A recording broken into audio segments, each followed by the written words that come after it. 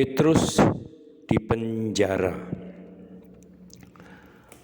Lebih banyak orang kafir yang masuk menjadi anggota jemaat ketika para pengikut Yesus mulai menetap di Antiokhia, di Syria, di mana mereka pertama kali disebut orang Kristen.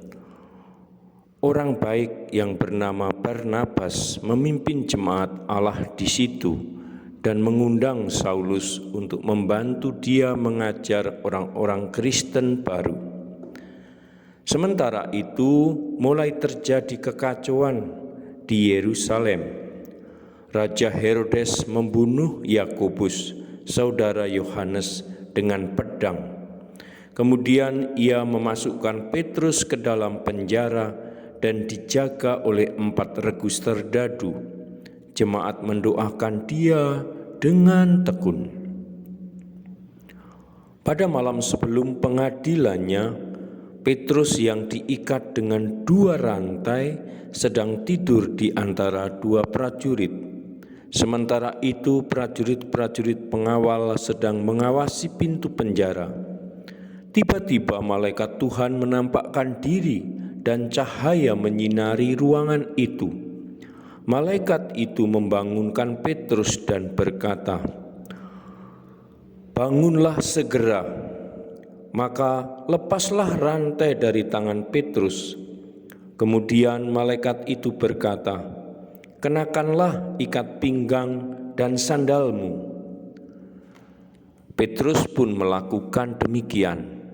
"Kenakanlah jubahmu dan ikutlah aku," kata malaikat itu lebih lanjut. Petrus pun pergi dan mengikuti dia, tetapi ia tidak yakin bahwa semua itu sungguh-sungguh terjadi.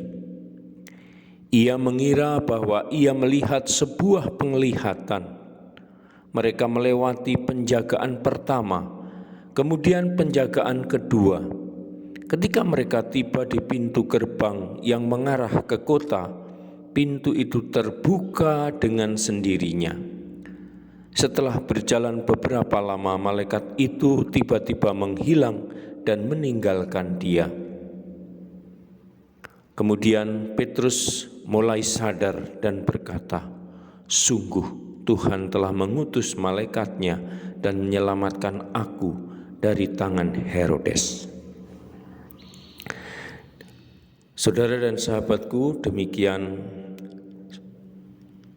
Hefferman menyaripatikan kisah 11-12 mengenai Petrus di penjara. Semoga pengalaman Petrus yang luar biasa ini juga menyemangati hidup kita di dalam situasi yang tidak mudah. Kita tetap mempunyai semangat untuk mencintai Allah, mencintai sesama. Hati dan pikiran kita dikobarkan karenanya. Salam, Tuhan mencintai kita semua dengan hati yang berkobar.